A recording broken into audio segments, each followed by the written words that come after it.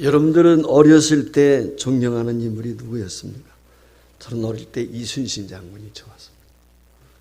그리고 교회 다니면서 다윗이 참 좋았어요. 그래서 어릴 때는 야, 나중에 크면 나도 이순신 장군처럼 돼야지. 그래서 친구들하고 나무 깎아가지고 싸움하는 연습도 하고 다윗처럼 용맹스럽게 자라야지. 그런 생각 가지고 돌 팔매질도 해보고 그랬던 기억이 있습니다. 지금은 어떤가? 누군가 저에게 지금 누구를 가장 존경하는가 묻는다면 저는 저희 아버지와 어머니라고 대답하고 싶습니다. 여러분들 아마 우리의 부모님들 그분들은 존경받고 또 공경받기에 충분하신 분들이 아닐까요? 사실 저 자신 곰곰이 생각해 보면 자식을 위해서 목숨까지도 아까워하지 않던 분, 저희 아버지 어머니였어요. 제가 48에 아버지가 나으셨거든요. 저희 어머니 48살 차이였기 때문에. 사실 이 대전에 사시다가 6.25 동란 때 부여로 피난을 가셔서 윤씨 종족들이 살고 있는 시족사회 속에 들어가셨어요. 그 센터에 생활하실 때 너무 힘들었어요. 왜냐하면 여러분도 아시죠? 시골의 시족사회 속에 누가 하나 굴러 들어왔을 때 그게 얼마나 힘든가 하는 것 상상을 초월했죠. 근데 그 가운데에서도 우리 아버님 자녀들을 양육하고 뒷바라지 하셨어요. 나그네와 같은 인생길을 사셨지만 지금도 생각나는 것은 저희 어머니, 저희 아버지의 헌신적인 수고와 그 사랑이 지금도 생각이 나고 제가 가장 가슴 아픈 것 중에 하나는 내가 좀 더 효도하지 못했다는 거. 왜냐하면 저의 나이 30이 되었을 때 저희 어머니가 세상을 떠나셨고 34살이 되었을 때 저희 아버지가 세상을 떠나셔서 제가 목사가 되는 것도 보지를 못했고 어떻게 사회적으로 돈 벌어서 효도하는 걸 한 번도 보지를 못했어요. 그래서 늘 그 마음에 짐이 있지만 지금도 종종 생각나는 분. 저는 한 주간 동안에 제가 듣고 또 들었던 유행가가 있어요. 혹시 여러분들 아시는지 모르겠는데 어느 연속극의 OST에 나온 인순이의 엄마라는 노래입니다. 그리고 인순이가 부르는 아빠라는 노래가 있어요. 그 노래를 듣고 또 듣고 있던 지난 한 주간이었습니다. 여러분, 우리들의 부모님, 우리들의 어버이는 존경받기에 충분하지 않을까요? 오로지 한 평생을 자신의 삶은 뒤로 한 채 자식들의 삶을 위해서 희생하신 분이 바로 저와 여러분의 어버이가 아니신가. 그리고 오늘 여기 계신 바로 여러분들이라고 생각이 듭니다. 그래서 충분히 존경받기에 합당하다. 오늘 여기 본문 말씀은 한 어머니의 모습이 나옵니다. 딸이 귀신 들렸습니다. 여러분 한번 생각을 해보십시오. 부자가 아니더라도 그저 평범하게 살기만 한다더러 그것이 얼마나 행복하고 좋은 것인가. 그런데 불행하게도 딸이 귀신 들렸단 말이죠. 그러니 이 가정에 얼마나 아픔이 있고 이 어머니, 귀신 들린 딸을 둔 어머니의 마음은 어땠을까? 아마 딸을 지켜보는 그 어머니의 마음이 오죽했겠는가라고 하는 것을 생각해 봅니다. 특별히 오늘 여기 이 여인에 대한 소개가 나옵니다. 그는 헬라 사람으로서 수로보기의 여인이다 그랬어요. 비록 유대가 로마의 속국이 있지만 압제를 받고 있지만 유대인들은 선민 사상이었어요. 이방인들은 개돼지처럼 취급을 합니다. 상종하지 않습니다. 특별히 이 여인은 믿음이 없는 여인입니다. 하나님 믿는 것 아닙니다. 십계명이 뭔지도 모릅니다. 성경도 모릅니다. 단지 유대인들이 혐오하는 이방 여인이고 귀신 들린 딸을 데리고 초라하게 살아가는 불쌍한 여인입니다. 그는 그가 어느 날 예수님의 소문을 듣고 예수님께 나왔습니다. 예수님께 가면 어떤 병도 다 고친다더라. 귀신도 쫓아낸다더라. 왜? 흉악한 귀신 들린 아버지가 아들 데리고 와서 고침받은 적이 있었거든요.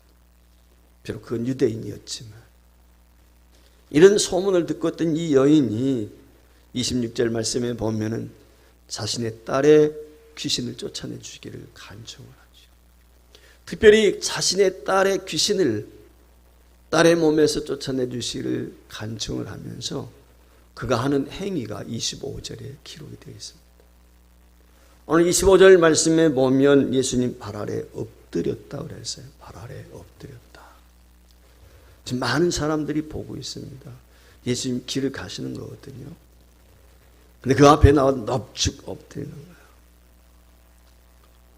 하지만 그녀는 예수님으로부터 이런 지하에 거절을 당합니다. 거절뿐만이 아닙니다. 자존심이 땅바닥에 짓밟히는 수모를 겪습니다. 무한을 당합니다. 창피를 톡톡히 당하죠.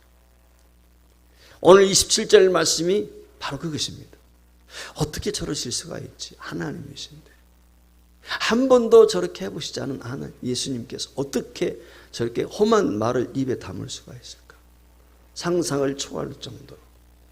그의 답은 그렇습니다. 자녀는 먼저 배불리 먹게 할지니 자녀의 떡을 취하여 개들에게 던짐이 마땅치 아니하리라.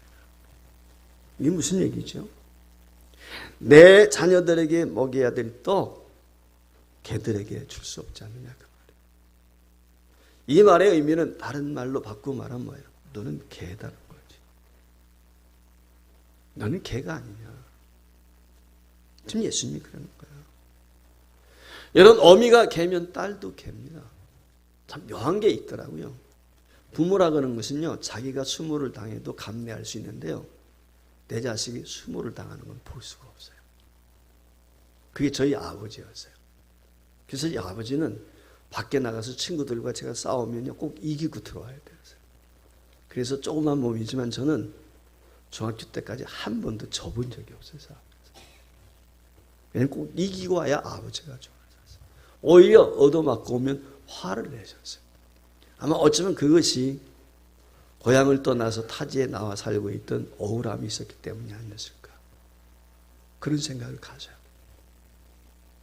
여러분, 부모의 마음은 그래. 저도 어른이 되어가고 자식들을 키우면서 느끼는 것이 내가 욕을 먹고 내가 무시를 당할 때는 괜찮은 것 같은데 내 자식이 욕을 먹고 내 자신이 무한을 당하면 화가 나더라고요.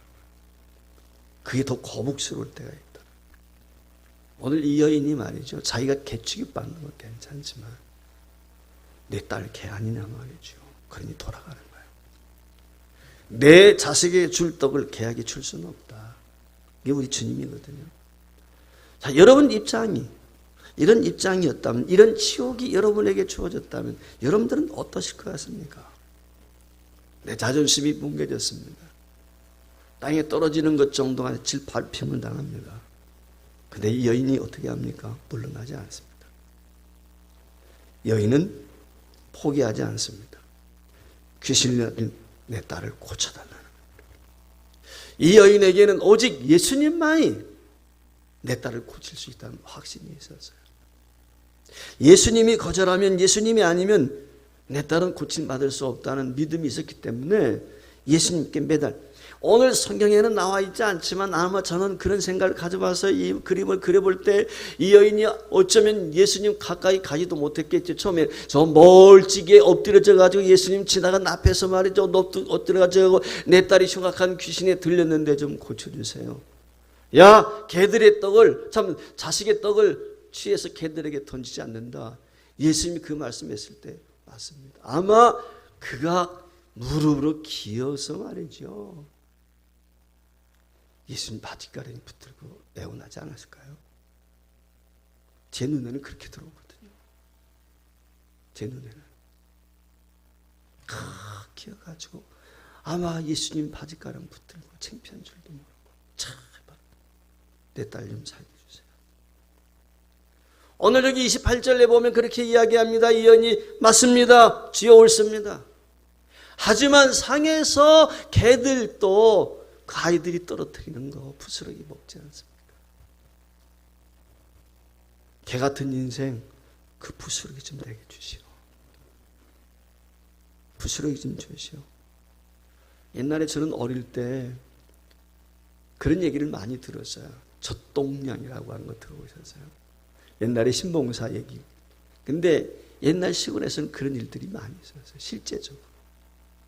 가난하고 먹기를 못하니까 자녀들은 젖이 안 나오는 거죠. 그게 젖동네 하나인 거죠. 진실로 가슴이 저며 눈물로 볼 수 없는, 눈물 없이는 볼 수 없는 그런 장면이 아니겠습니까? 개가 허락된 그 부스러기만큼만이라도 내게 은혜를 달라고 하는 이 어미의 마음. 사랑하는 여러분, 지금 이 어머니는 누구를 위해서 이토록 눈물을 흘리고 있는 거죠? 잘난 딸을 위해서입니까? 아닙니다. 똑똑한 딸 때문입니까? 아닙니다. 출세를 앞두고 있는 딸을 위해서 그렇습니까? 유능한 딸 때문에 그렇습니까? 아닙니다. 남들이 천시에게는 병든 딸, 귀신 들린 딸, 보잘것없는 남들이 상대해 주지 않는 귀신 들린 딸을 위해서 그런 거예요. 이것이 바로 어머니의 마음이죠. 이것이 바로 내 어머니, 내 아버지의 절규고 자식을 향한 사랑의 마음인 것, 우리가 기억했으면 좋겠어요. 이런 내 어버이를 내가 존중하지 않는다면 누가 존경할 수 있겠습니까? 여러분, 이런 부모님을 자식된 내가 섬기지 않는다면 누가 내 부모님을 섬겨주겠습니까? 어머니의 마음은 병든 자식이기 때문에 더욱 애절하게 사랑을 베풉니다. 집을 나간 자식이기 때문에 더 사랑하고 더 그리워하죠. 우리는 탕자의 비위에 살지 않습니까? 제대로 가르치지 못한 자식 때문에 더욱 사랑하고 그 자식 때문에 더 안타깝습니다. 사람들은 그렇더라고요. 제대로 먹이지 못해서 키운 자식이요, 더더 미안합니다. 그 자식 보면. 여러 자식 가운데 형편이 어려운 자식이들 마음에 걸려서 애간장을 녹이는 것이 부모의 마음이에요. 어느 집안에든지 문제는 다 있습니다. 자식과 부모 간에도 소소한 갈등은 있게 마련입니다. 자식들 중에도요, 우리 부모는 공부 잘하는 형만 사랑한다고 형에 대한 미움을 가지고 있는 동생이 있는가 하면, 우리 부모는 똑똑하고 말 잘 듣는 동생만 편애한다고 서운해하는 형도 있는 것입니다. 여러분, 공부 잘하고 유능하고 똑똑해야 사랑받고 그렇지 못하면 미움받는다는 생각, 사실 그게 오해죠. 부모는 다 똑같아요. 이런 생각에 부모에 대한 불평과 불만 안고 살아가는 사람들이 있을 수 있습니다. 근데 세월이 지나면서 나이가 들고 결혼해서 가정을 갖고 자녀를 낳아 키우다 보면은 내가 얼마나 철없던가, 내가 부모님을 곡해했던 것들이 얼마나 철없는 시절이었는가, 그게 깨달아질 때가 있어요. 어른 노모가 돌아가시기 한 달 전에 장성한 아들에게 이런 얘기를 했습니다. 이 아들이 초등학교 시절 얘기입니다. 근데 이 아들의 어머니께서 내 초등학교 졸업식 때 내가 너한테 너무너무 미안했다. 근데 이 아들은 까맣게 잊어버리고 있는데, 어머니가 80이 넘어서 이 세상을 떠날 날이 얼마 남지 않은 어머니가 이 아들에게 미안하다고 사과해요. 그게 무엇 때문에 그러냐고. 그때 노모가 하는 말이, 내가 너무 가난해서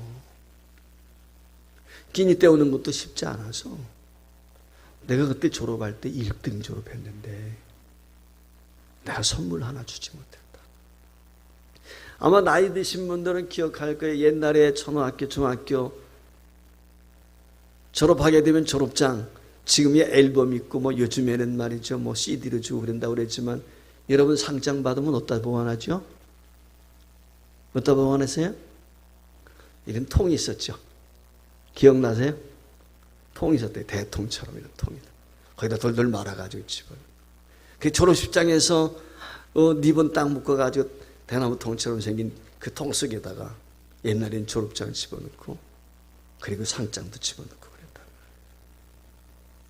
이 어머니가 살 돈이 없어요. 그것도 그래서 이웃의 집에서 빌려다가 학교에 가서 아들한테, 우등하는 아이니까 그걸 전해줬어요.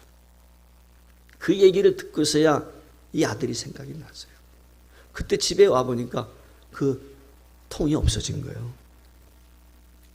그리고 대개 보면 어떻습니까? 졸업식 날 아이들 점심 먹죠? 짜장면집 가죠, 대개가.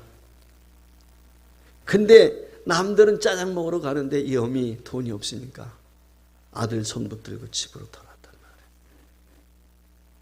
그것이 한이 됐어요. 못이 막혔어요.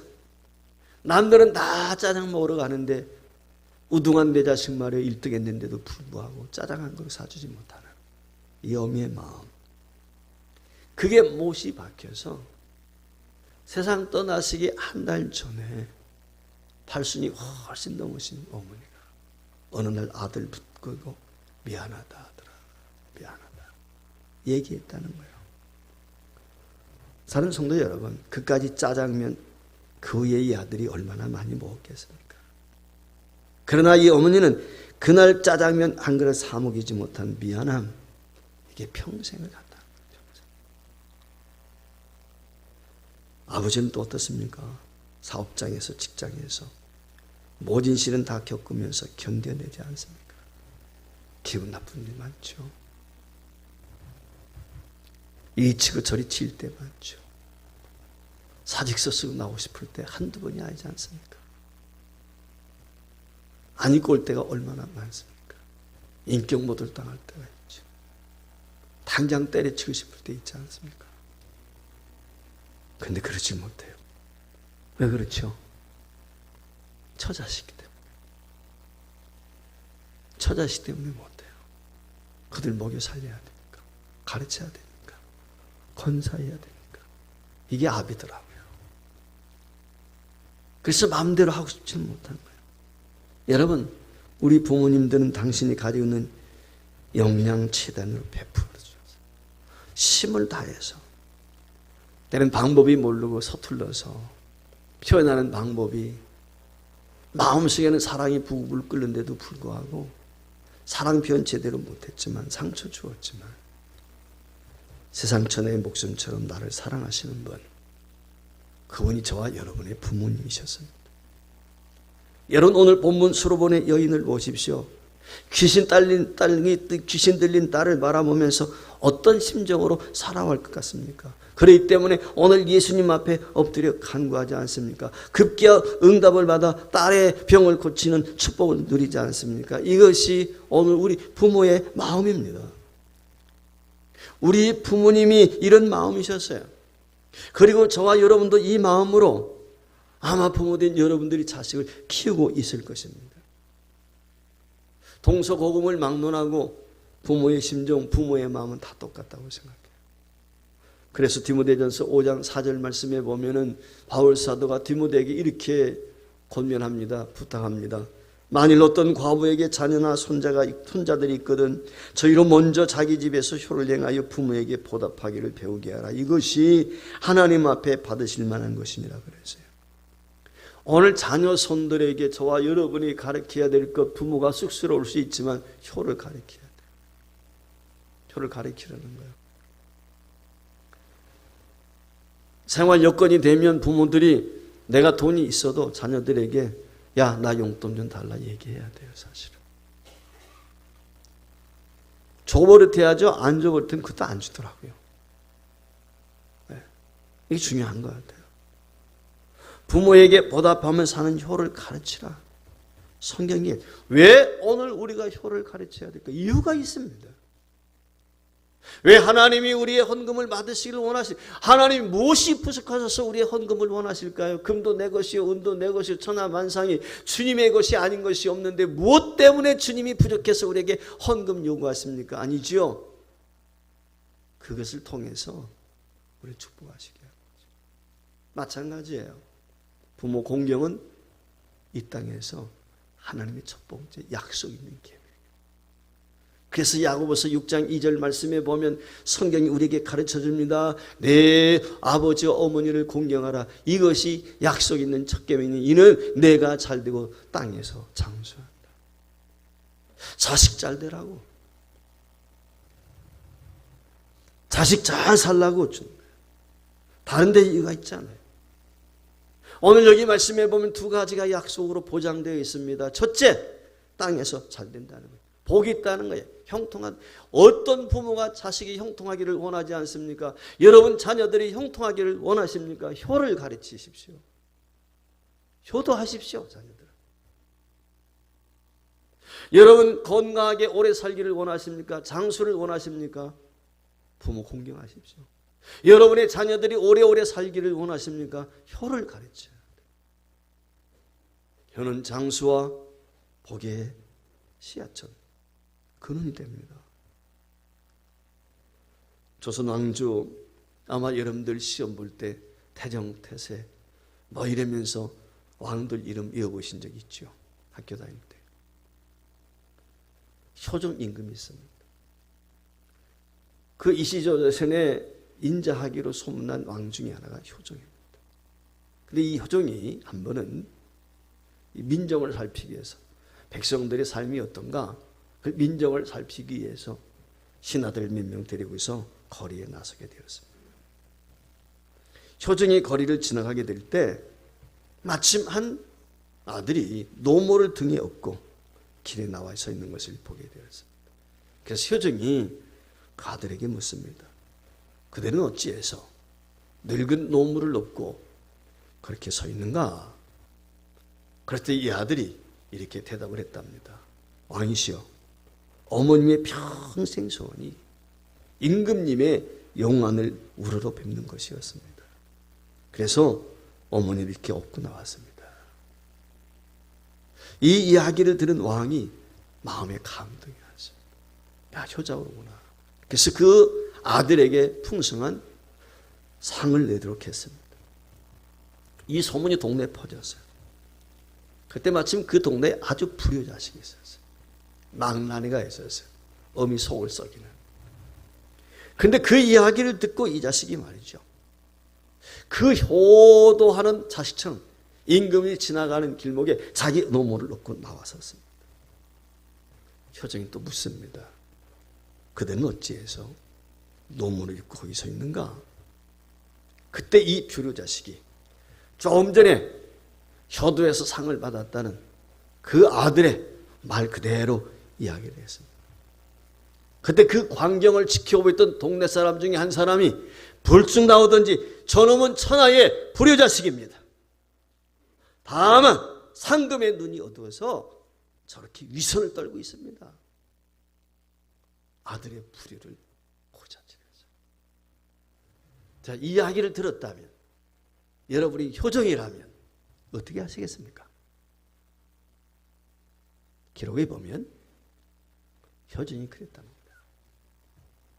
효도는 흉내라도 내는 것이 효도하지 않는 것 아름다운 일이다. 그러니 저에게도 상금을 후히 주어라. 사는 여러분이요, 특별히 자녀된 여러분이요, 흉내라도 내세요. 어버이날 어떠셨는지 모르겠지만 효도는 흉내라도 내라고 그랬어요. 우리에게는 하나님이 주신 자식이 있습니다. 내 자식을 내가 돌보지 않으면 누가 돌보겠을까? 우리에게는 하나님이 주신 어버이가 계십니다. 우리의 어버이를 내가 공경하지 않고 내가 돌보지 않으면 누가 하겠습니까? 그런데 저렇게 세월이 흘러 우리의 어버이들이 늙었습니다. 이도 빠졌습니다. 건강도 약해졌습니다. 경제력도 없습니다.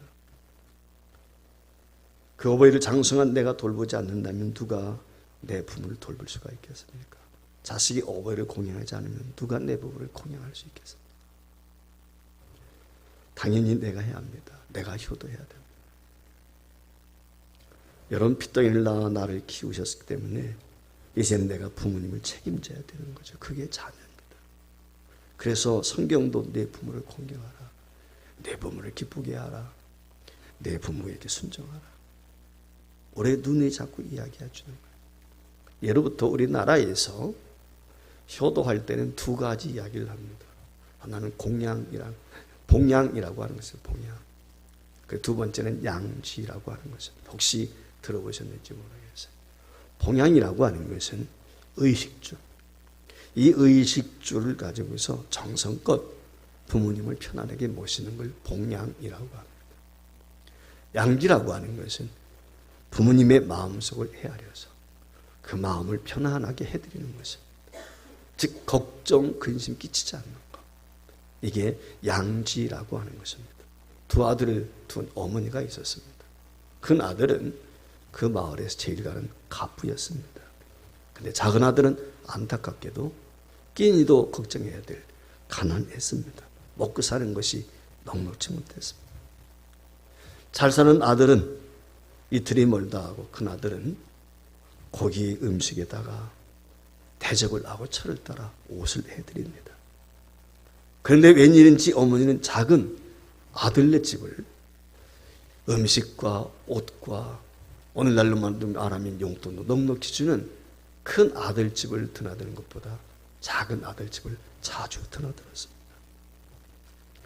그래서 어머니가 작은 아들에게 자꾸 가시는 이유가 무엇인가?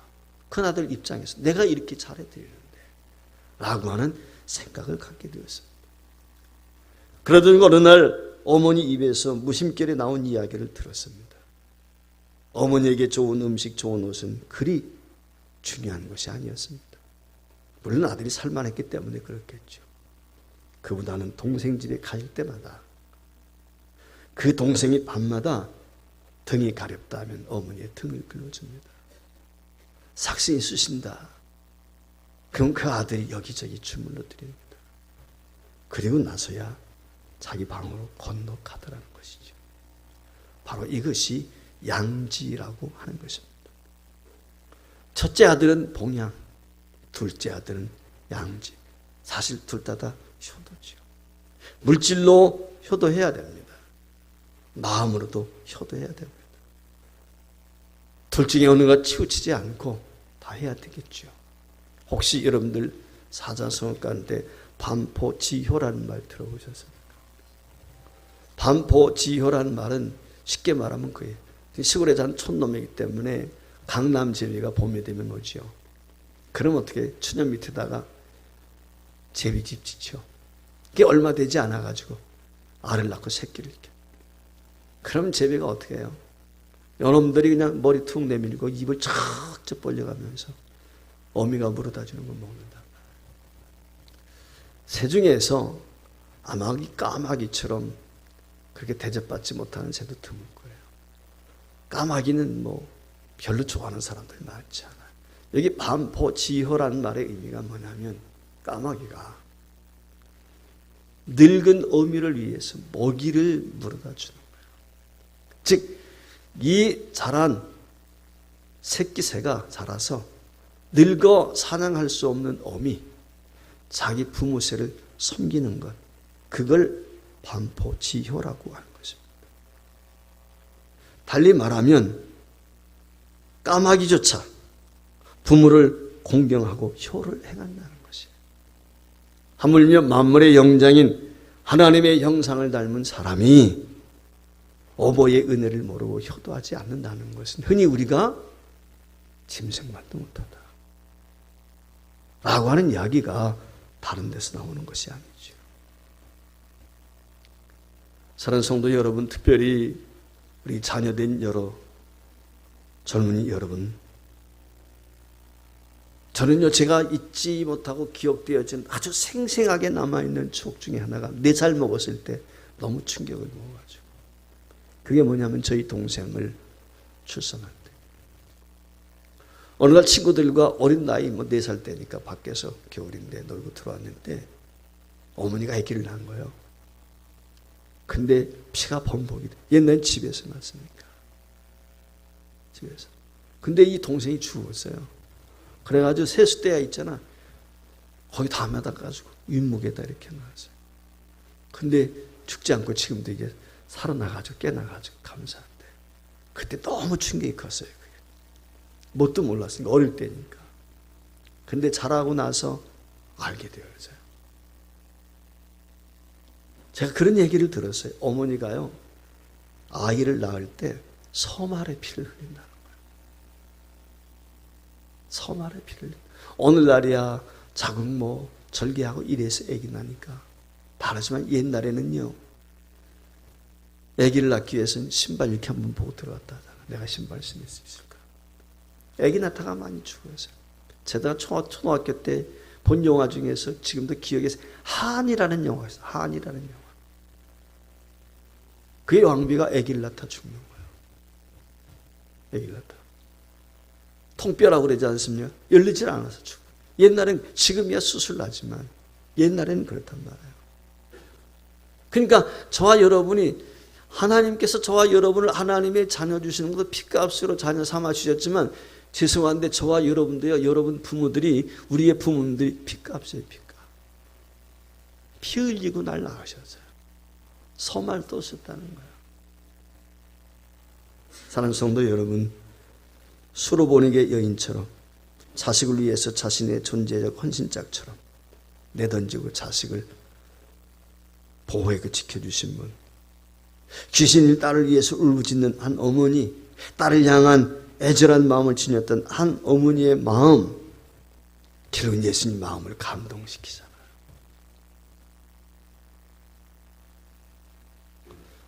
그 이름은 어느 누구도 따라올 수 없는 위대한 이름, 어머니, 바로 우리의 어버이입니다.